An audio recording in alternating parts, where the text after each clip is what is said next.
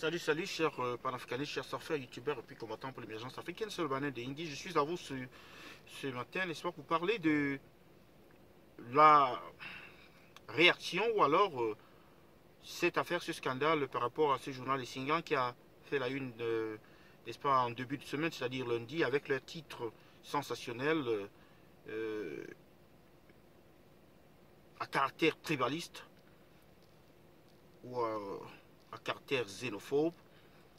Je vais vous lire donc la réaction de Léger Tiga, l'auteur de la une du journal Singan qui fait polémique.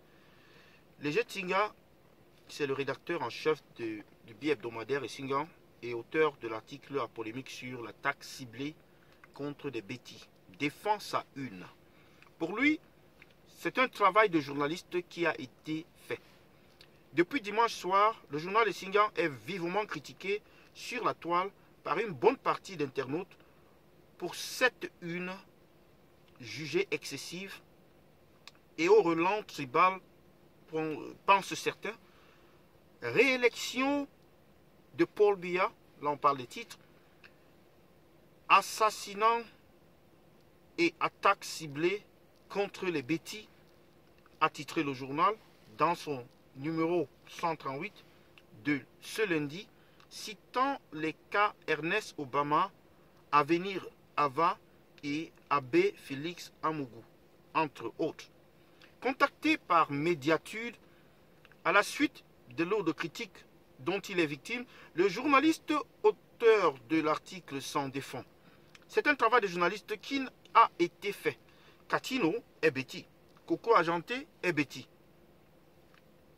JP Melody est bêtis. Ernest Obama est bêtis. Ava, qui est mort, est bêtis. Désiré Amougou est bêtis. Est-ce que ce n'est pas une réalité? Est-ce que nous sortons d'un contexte électoral?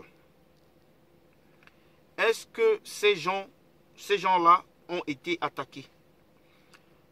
Je n'ai pas de commentaires à faire. Faites des commentaires comme vous voulez. Mais nous n'avons ciblé aucun groupe contre un autre. Nous avons dit que des gens sont victimes des attaques. Point barre. Nous a-t-il martelé avant de raccrocher, l'air visiblement très agacé par nos interrogations. En parcourant le dit journal, Médiatude a pu constater que l'auteur fait un lien entre les attaques contre les journalistes Ernest Obama, le vicaire Amougou et bien d'autres artistes. Et le climat délétère qui règne en ce lendemain d'élection au Cameroun. L'agression sur le vicaire épiscopal de la zone pastorale Mvoli survient quelques semaines après la prise de parole de l'archevêque de Yaoundé, Monseigneur Jean Barga, au sujet de la reconnaissance des résultats de l'élection présidentielle. Une prise de position qui a suscité de nombreuses réactions teintées d'agressivité à l'endroit du prélat dont le porte-parole Abbé Amougou a amplifié la prise de parole à travers les supports médiatiques dédiés à l'archidiocèse. Comme d'ailleurs la profanation de la cathédrale Notre-Dame de Victoire de Yaoundé, à l'issue de laquelle les militants du MRC avaient été interpellés. Là, je dois préciser qu'ils ont été interpellés sur demande du prélat. Écrit Léger Tiga à la page 3 de son journal. En tout cas, l'on ne peut pas observer que l'environnement est aux attaques ciblées depuis la fin du processus électoral.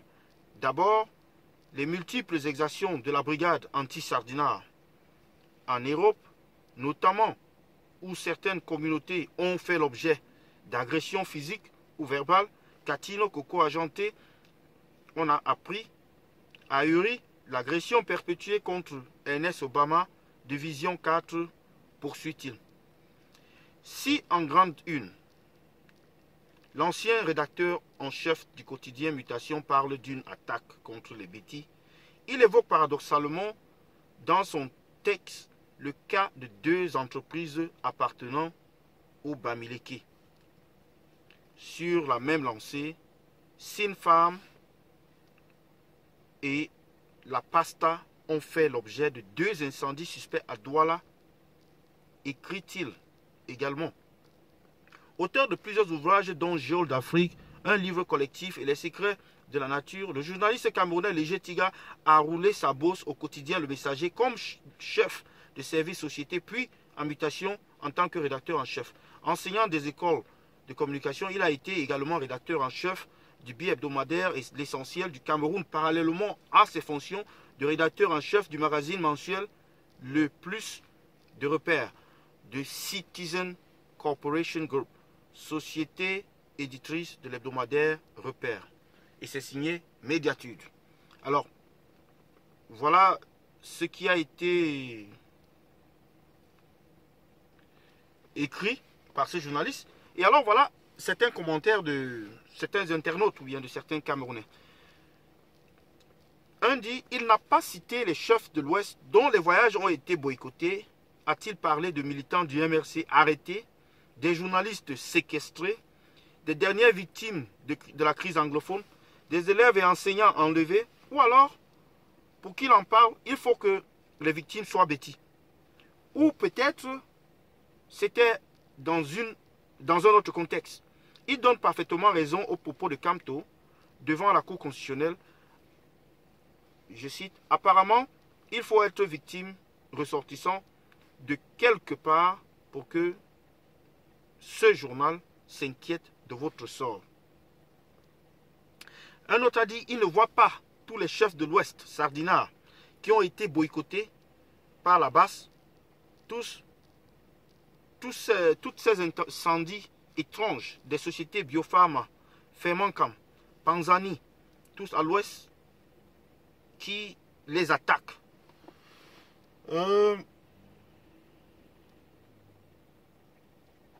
L'autre dit,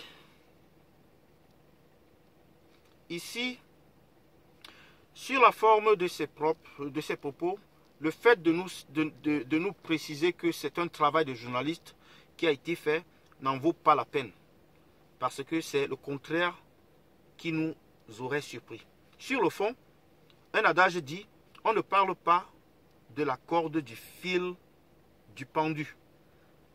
Vu le contexte du repli identitaire qui s'observe ces derniers mois dans notre